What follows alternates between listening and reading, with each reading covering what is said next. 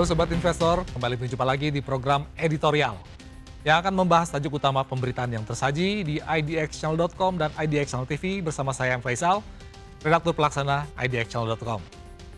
Ya Sobat Investor, bagaimana kabar Anda hari ini? Bagaimana pula kabar koleksi portofolio Anda?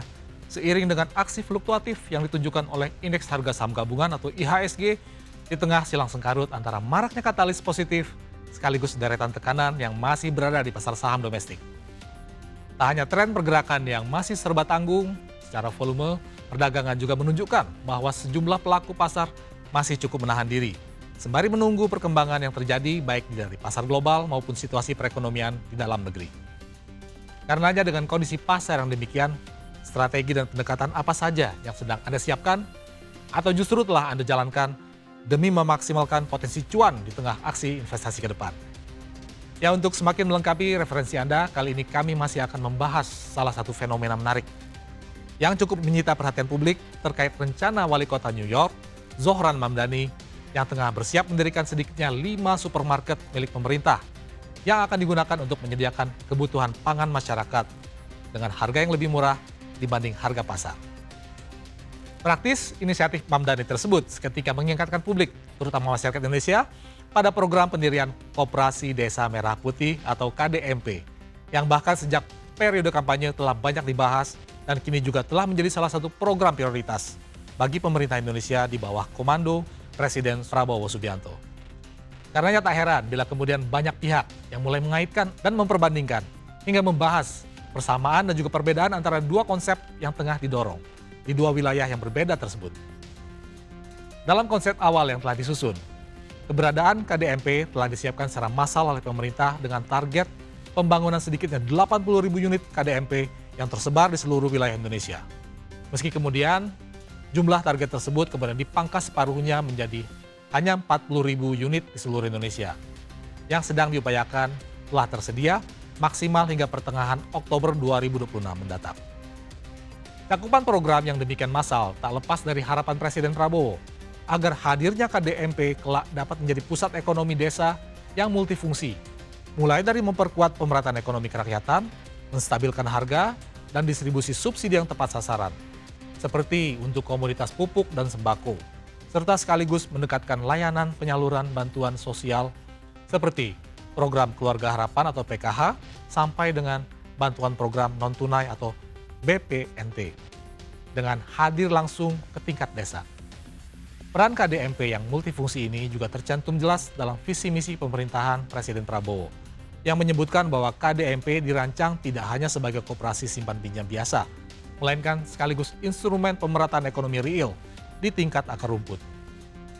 Dari konsep tersebut, maka dapat diturunkan ke level operasional, bahwa hadirnya KDMP harus dapat menjalankan multiperan sekaligus, yaitu untuk memangkas peran tengkulak atau middleman, bertindak sebagai pusat distribusi dan bantuan sosial dari pemerintah, lalu juga sebagai infrastruktur logistik desa, hingga berperan sebagai penggerak perputaran ekonomi di daerah masing-masing.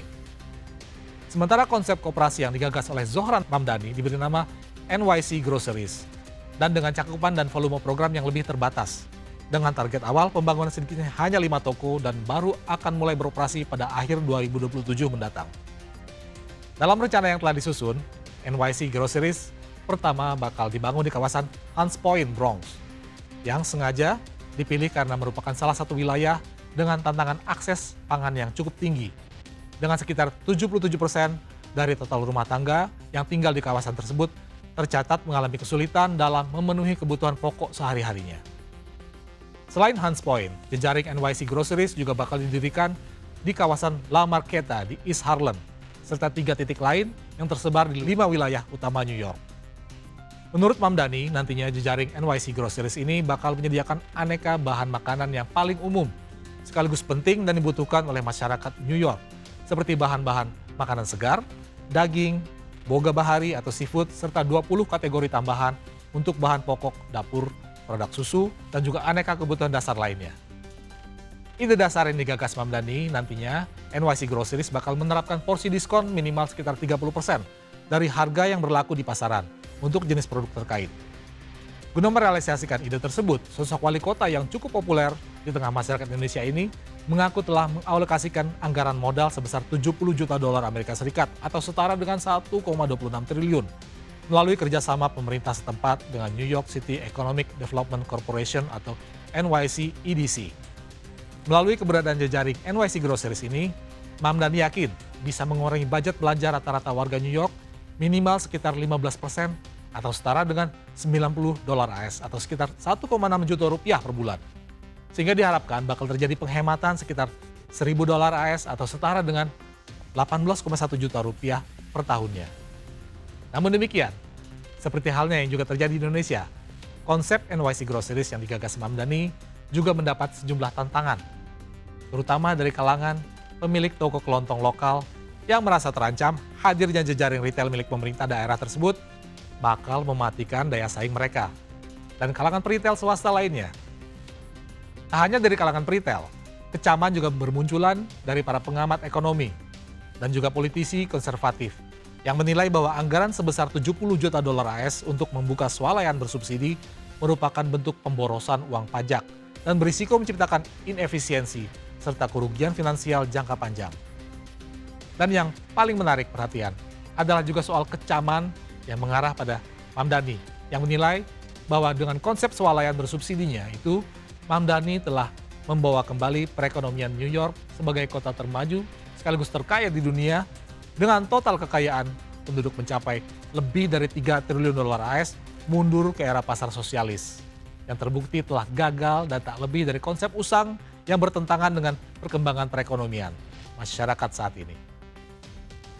Bagi para politisi konservatif yang mendudukan hal tersebut, program Mamdani justru bakal menyebabkan antrean panjang demi masyarakat mendapatkan harga barang yang lebih murah, di mana kondisi tersebut justru dapat memicu masalah sosial lain, seperti maraknya pencurian karena munculnya disparitas harga, hingga terganggunya rantai pasok yang bisa saja berpotensi memantik kekacauan sosial dan beragam situasi tak terkendali lainnya. Padahal jika harus menjawab beragam kekhawatiran tersebut, pada dasarnya konsep koperasi yang dibawa oleh Prabowo dan juga Mamdani ini dapat ditarik jauh ke belakang, di mana konsep ini pada dasarnya berakar pada konsep besar yang disebut dengan istilah municipal socialism, di mana konsep ini bahkan sudah lahir dan mulai dijalankan sejak tahun 1873 oleh wali kota Birmingham, Joseph Chamberlain, dengan mempelopori kepemilikan atas pasokan, air, gas, hingga fasilitas publik dan sarana umum oleh pemerintah, dewan kota untuk memastikan kesejahteraan masyarakat. Konsep ini oleh Chamberlain sengaja digagas untuk mengimbangi pertumbuhan ekonomi kapitalisme yang saat itu justru tengah berkembang demikian pesat dan memicu kekhawatiran bakal makin banyak kesenjangan sosial dan ekonomi di masyarakat, di mana yang kaya bakal semakin kaya dan masyarakat miskin bakal semakin tertinggal oleh mesin ekonomi kapitalis yang melaju demikian kencang. Karenanya, Chamberlain menilai perlu adanya keberpihakan dari pemegang kebijakan, yaitu pemerintah dewan kota, terhadap masyarakat, terutama dengan tingkat perekonomian rendah untuk dapat tetap bertahan di tengah bergulirnya konsep perekonomian yang saat itu telah menganut sistem kapitalistik. Apakah kemudian Chamberlain saat itu berniat untuk menutup atau bahkan menghentikan operasional perekonomian kapitalistik di kota Birmingham? Jawabannya adalah tidak. Karena Chamberlain juga sadar betul atas peran dan sumbangsi kegiatan ekonomi kapitalistik dalam menggerakkan roda perekonomian kotanya. Karenanya yang dilakukan oleh Chamberlain bukan dengan memusuhi kegiatan ekonomi kapitalistik, namun lebih pada mendampingi atau menopang kehidupan masyarakat miskin kotanya agar tetap dapat hidup layak dan bertahan di tengah geliat ekonomi kapitalistik Eropa saat itu. Dalam hal ini, Chamberlain juga sengaja tidak menempatkan konsep municipal socialism agar berhadap-hadapan dan bertentangan dengan posisi dengan kegiatan ekonomi kapitalistik, melainkan menempatkan ekonomi kapitalistik tersebut seperti halnya sebuah rangkaian kereta yang tengah melaju cepat. Dan kemudian Chamberlain menyediakan satu gerbong khusus untuk masyarakat miskin kotanya dengan dukungan roda yang sama dan setara dengan gerbong lain, dengan ketersediaan logistik yang juga sama dengan gerbong lain, dengan satu tujuan, bukan dengan menghentikan laju keretanya, namun agar gerbong masyarakat miskin ini dapat turut melaju kencang, beriringan dengan gerbong-gerbong lain dalam rangkaian kereta ekonomi kapitalistik yang tengah melaju kencang. Demikian program editorial edisi kali ini, saya Faisal pamit undur diri. Pantau terus berita ekonomi, bisnis dan pasar modal hanya di IDX Channel TV, idxchannel.com dan media sosial IDX Channel. Sampai jumpa.